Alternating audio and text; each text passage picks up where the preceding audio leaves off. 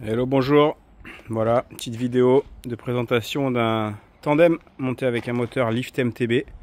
Donc voilà, on fait une petite vidéo sur les tandems parce qu'il y a souvent pas mal de questions, souvent pas mal de montages possibles. Donc là, c'est un tandem de route. On a décidé de mettre le moteur à l'arrière parce qu'il n'y avait pas vraiment de contraintes au niveau des suspensions, comme ça peut être parfois sur les VTT, où des fois on est obligé de les mettre à l'avant, ou c'est peut-être plus compliqué de les mettre derrière. Donc là on a décidé de le mettre derrière, c'est souvent l'option la plus simple. Donc voilà, donc selon qu'il soit monté à l'avant ou à l'arrière, il peut y avoir des spécifications, notamment sur la synchronisation des pédales avant-arrière. Donc voilà, sur ce genre de kit, on peut, tout a été conçu pour être facilement compatible sur les tandems, donc avec pas mal de spécificités, comme par exemple ici vous voyez il y a une petite vis qui se trouve ici là, un fitage qui permet dans pas mal de cas de pouvoir mettre les plateaux à gauche. Donc on peut mettre les plateaux à gauche, la chaîne de liaison à gauche, ce qui va permettre d'être synchronisé au niveau du pilote avant-arrière. Là dans ce cas particulier, le client voulait être désynchronisé, donc que les pédales avant-arrière soient désynchronisées, donc ce qui est le cas du coup. Donc on a monté à l'arrière notre pédalier, à l'avant notre pédalier avec un système de roue libre, voilà, qui permet d'être désynchronisé et de ne pas être obligé de pédaler pendant que celui de derrière ou de devant pédale. Donc derrière pareil, on a aussi ce système de roue libre qui est obligatoire sur le kit, parce qu'il va permettre de pas être entraîné si le moteur tourne un petit peu plus vite que le pilote, ce qui peut être un peu désagréable. Donc là on a fait un montage un peu spécial, ça veut dire qu'on a un spécial par rapport à un kit normal, qui est monté sur un VTT ou un vélo de ville, de route. Donc on a le plateau qui va au moteur, qui est un 38, on a la chaîne de liaison au centre qui est en 32, et à l'arrière on a mis un plateau de 38, un plateau assez gros parce que pour la route il faut que ça roule un peu vite.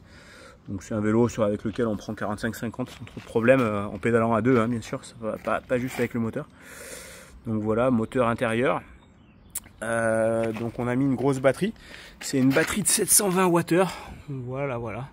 Donc généralement en tandem on part souvent sur des grosses batteries, donc 600 ou 700, souvent 600, et après on peut modifier, ajouter une seconde batterie après avoir testé un peu, rouler un petit peu avec le vélo, permettre de voir ce qu'on fait. Ça veut dire que si avec 600 Wh on a assez, ce qui est souvent le cas, on reste juste sur une 600. Si on se dit j'aimerais bien un petit peu plus, on voit combien on a fait avec la 600 et par déduction on vient rajouter une 300, une 400, une 500, une 600, ce qu'on veut quoi. Donc ça permet vraiment d'avoir quelque chose d'évolutif aussi, de ne pas acheter forcément tout de suite une très grosse batterie qui servira pas forcément quoi. Donc au niveau de la commande, donc les modèles tandem sont livrés avec des faisceaux longs. Donc on a des câbles qui sont un petit peu plus longs, donc là on voit, on a fait un petit pli parce que le câble était un petit peu trop long, parce que normalement il est aussi prévu pour aller à l'avant. Donc il y a des gens qui préfèrent que ce soit le pilote, d'autres qui voulaient que ce soit la personne derrière qui puisse commander le moteur. Donc là dans ce cas là c'était la personne derrière. Donc en fait au niveau de la manipulation c'est assez simple. Donc on a le bouton on off ici, donc on voit la batterie restante ici. Et donc on va pouvoir venir, si on veut, accélérer et pouvoir entraîner le kit. Donc voilà, le moteur qui fonctionne. Donc ça veut dire que si on appuie vraiment pas du tout sur la manette, il se passe rien, on consomme zéro, et on n'a pas d'aide, donc on est comme un tandem classique. Et du moment où on vient appuyer, voilà, ça démarre le moteur, quoi. Donc on peut voir que ça tourne tranquillement. Plus ou moins vite d'ailleurs, il faut appuyer plus ou moins fort. Si on a également mis sur ce modèle l'option PASS, ce qu'on appelle l'option PASS, donc Pedal Assist System. Donc ça c'est ce petit bouton que vous voyez là. Donc s'il est poussé, il n'y a que la gâchette. Dès lors qu'il est tiré, on peut, dès qu'on va tourner les pédales, ça va donner une assistance qu'on va définir en puissance en tournant plus ou moins ce bouton. Ça veut dire que si là je le mets par exemple à la moitié, et que mon moteur est allumé, je n'aurai pas besoin de toucher la gâchette. Dès que je vais tourner les pédales, ça va me déclencher le moteur. Donc faut tourner un petit peu rapidement quand même au bout d'un moment, et hop, vous voyez, on entend le moteur qui se met à tourner et qui active. Donc voilà, tac. Donc ça c'est une option qui est quand même bien, surtout pour les longues montées, etc. C'est une option de confort, un petit peu comme on dit, hein, qui permet vraiment de ne pas avoir à maintenir le doigt sur la gâchette. Donc après voilà, c'est évolutif aussi dans le sens où ce genre d'option elle peut facilement être adaptée après si vous voulez partir sur un kit plus basique qui vous permet juste d'assister quand vous avez besoin, et puis si après un petit moment vous dites ah ça serait bien que j'ai le capteur télé, c'est quelque chose qu'on peut facilement rajouter quoi. Donc voilà pour ce tandem. Ça c'est un vélo qui marche bien généralement. On en fait quand même pas mal des tandems parce que c'est rare. Je crois qu'on est les seuls chez Lift MTB à faire un kit qui soit vraiment dédié tandem, avec la possibilité de mettre les plateaux à gauche, à droite, moteur à l'intérieur, à l'avant, à l'arrière, en dessous, avec les excentriques. Enfin, voilà, il y a pas mal d'options possibles.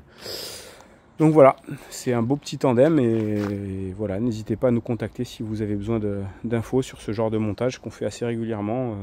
C'est toujours un peu complexe. Le site est assez bien renseigné sur les montages tandem parce qu'en fait il faut savoir que il y a vraiment plein de possibilités et donc voilà, faut un petit peu regarder ce qui se fait. N'hésitez pas à nous appeler, qu'on puisse définir ensemble quel genre de configuration vous convient le mieux en fonction de vos attentes et de ce que vous voulez faire avec le vélo.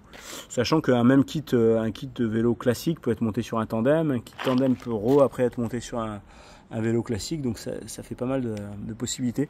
Alors là on voit que le dérailleur a été conservé, le dérailleur arrière, c'est simplement pour guider la chaîne, donc il nous sert un petit peu de guide chaîne, ce qui va éviter éventuellement de dérailler, etc. Donc bon, on l'a laissé comme ça. Sur un vélo de route, bon, c'est pas forcément 100% justifiable, mais bon, ça permet d'être un petit peu plus tranquille dans certains cas, notamment en VTT quoi.